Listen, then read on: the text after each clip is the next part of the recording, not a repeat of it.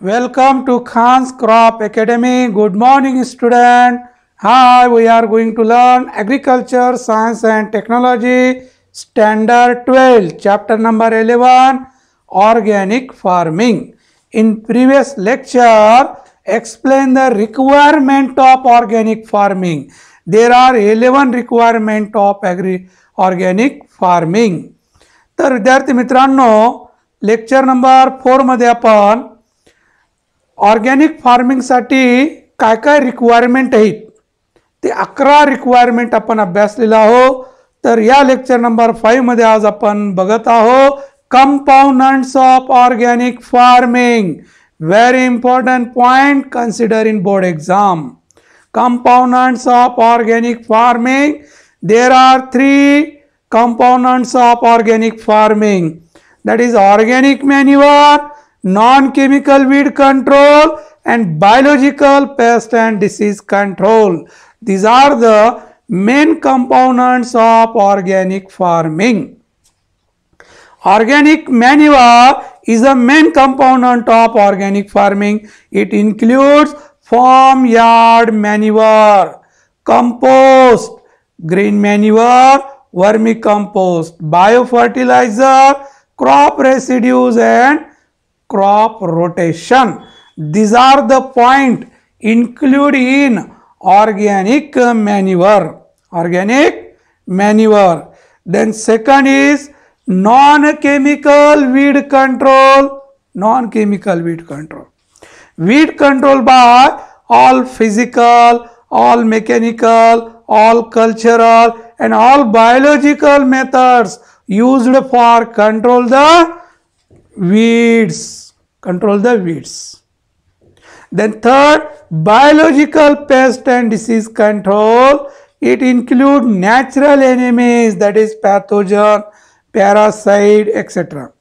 तर विद्यार्थी मित्रांनो, हे शॉर्ट मध्ये आपण 3 मार्कासाठी एवढं जर लिहिलं तरी चालेल. एवढं लिहिलं तरी चालेल. No problem. तर ऑर्गॅनिक मॅन्युअर, तर ऑर्गॅनिक सेंद्रिय घटक. सेंद्रिय शेती हे सेंद्रिय खतावर अवलंबून आहे. आता सेंद्रिय खत मध्ये काय काय येतं? शेणखत येतं, ज्याला आपण फॉर्म यार्ड मॅन्युअर म्हणतो. Form yard manure. कंपोस्ट आहे ना, जे काळी कचरा वगैरे डिकम्पोज केलेलं त्याला कंपोस्ट म्हणतो आपण, कुंजलेलं. ग्रीन मॅन्युअर, हिरवळीचं खत. वर्मी कंपोस्ट, गांडूळ खत. बायो फर्टिलायझर, जैविक खते. क्रॉप रेसिड्यूज, पिकाचा अवशेष. क्रॉप रोटेशन, पिकाची फेरफालट. हे सगळं ऑर्गॅनिक मॅन्युअर मध्ये इन्क्लूड होतं. Second, non chemical weed control. तणाचा बंदोबस्त विदाउट कृषी रसायनापासून करायला पाहिजे. तणाचा बंदोबस्त कृषी रसायनापासून करायचं नाही. त्याऐवजी जे काही ऑल फिजिकल मेथड आहेत त्याचा वापर करायला पाहिजे. मेकॅनिकल मेथडचा वापर करायला पाहिजे. कल्चरल मेथड्स आणि बायोलॉजिकल मेथड. तर जेव्हा आपण वीड चॅप्टर 11वी मध्ये बघितलं तेव्हा हे सगळं होतं. फिजिकल मेथड है ना, मेकॅनिकल मेथड, कल्चरल, बायोलॉजिकल. याच्यामध्ये केमिकल नाही है ना. फिजिकल जाळून टाकणे, लक्षात. मेकॅनिकल हाताने उपटणे. कल्चरल नांगरणे, कुळणी करणे, दुंडे मारणे है ना, कोळपणी करणे, खुरपणी करणे. बायोलॉजिकल कीटकापासून तणाचा बंदोबस्त करणे. हे आहेत नॉन केमिकल वीड कंट्रोल. नंतर biological pest and disease control. Biological तर जैविक पद्धतीने कीटकाचा रोगाचा बंदोबस्त करणे. इट इन्क्लूड नॅचरल एनिमीज, निसर्गामध्ये शत्रू आहेत. तर जीवावर जगणारं, दुसऱ्याच्या जीवावर. पॅथोजन आहेत, पॅरासाइड आहे, तर प्रिडेटर आहेत. हे काय करतात? रोग उत्पन्न करतात. पॅथोजन.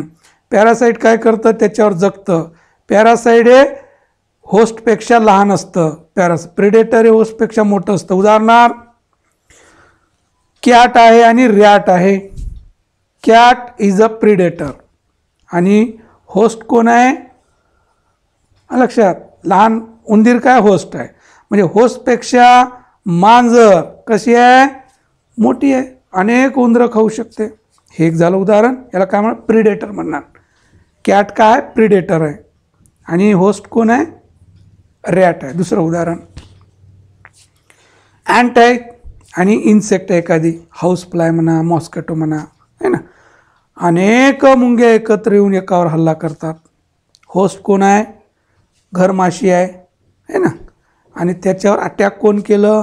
मुंग्यानं. मुंगे किती साईज आहे बारीक त्यापेक्षा? तर हे झालं पॅरासाईट.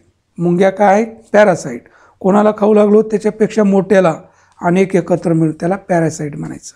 तर हे पॅरासाईट, प्रिडेटर. कीटकाचा बंदोबस्त करते वेळेस हे पॅरासाईट, प्रिडेटर याचाही वापर होतं. रसायनाचा वापर न करता पॅथोजन, रोगनिर्मिती करून आपल्याला कीटकाचं नायनाट करता येतं. लार्वी फवारलं तर सर्व काय होतं? हाड्यांना रोग येतं, पॅरालिसिस होऊन जातं आणि ते उलट्या लटकतात, खाणं बंद होतं त्यांचं. हे पॅथोजन, रोग निर्माण करणे, याद्वारे आपल्याला कीटकाचं रोगाचं बंदोबस्त करता येतं. तर दिज आर द कंपाऊंड. राहील का लक्षात? Organic manure, non chemical weed control आणि biological pest and disease control. हे आहेत component of organic farming. Component of organic farming. तर हेच आपण डिटेलमध्ये बघत आहोत. इथं vermi compost, green leaf manure, नंतर हे बायोलॉजिकल मॅनेजमेंट, हे बायो फर्टिलायझर, हे manure. these are the component of organic farming. हे मॅन्युअरचं उदाहरण आहे, लक्षात. हे कॉम्पाउंडंट्स ऑफ ऑर्गॅनिक फार्मिंग तेच. तर बघूया ऑर्गॅनिक मॅन्युअर थोडं डिटेलमध्ये. It include farm yard manure, bagasse, slurry, compost, straw, other crop residues, bio fertiliser. हे सुद्धा ऑर्गॅनिक मॅन्युअर आपल्या टेक्स्टबुकमधले उदाहरण. ते शॉर्टमध्ये तयार केलं होतं अगोदरची स्लाईड. हे थोडं टेक्स्टबुकमध्ये दिलेला भाग आहे. तर ऑर्गॅनिक मॅन्युअरमध्ये शेणखत, घरात आपण जे कॅटल शेडमधलं जमा करतो, युरिन आणि कावडंग, हे म्हणजे FYM, काडी कचरा असतं, जनावर खाल्लेलं, तुडवलेलं ते. बायोगॅस स्लरी है ना, ज्यांच्याकडे गोबर गॅस असेल त्याचे स्लरी. कंपोस्ट है ना, स्ट्रॉ, अदर क्रॉप रेसिड्यूज, त्यापासून कंपोस्ट तयार करता येतं. बायो फर्टिलायझर आहे, रायझोबियम कल्चर, अझोटोबॅक्टर, पीसी है ना, फॉस्फरस सोलोबलायझिंग बायो फर्टिलायझर. तर next non chemical weed control measure. तसं स्पेशलसुद्धा विचारू शकतात. All physical, mechanical and biological methods are followed to reduce the weed without the use of herbicide. तर नॉन केमिकल वीड कंट्रोल मेजरमध्ये all physical, mechanical आणि biological याचं वापर केलं जातं तणाचा बंदोबस्त, कमीत कमी तणाचा प्रादुर्भाव कमी करण्यासाठी. विदाउट यूज ऑफ हर्बिसाइड, तणनाशकाचा वापर न करता तणाचा बंदोबस्त करणे. Biological insect, paste and diseases management. Biological insect, paste and disease management है ना. तर कीटकाला कीटकं खाणारे असतात.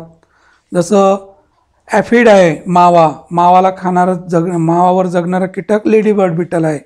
तर त्याची जोपासना केली तर माव्याचा ऑटोमॅटिक बंदोबस्त होणार.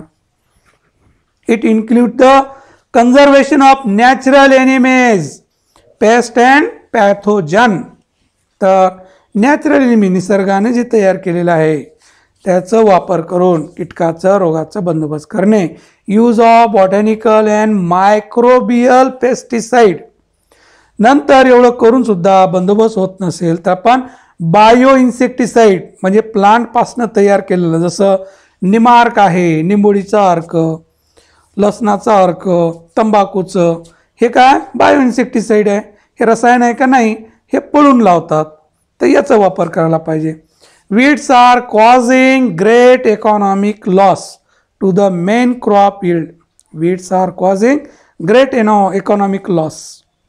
Great economical loss.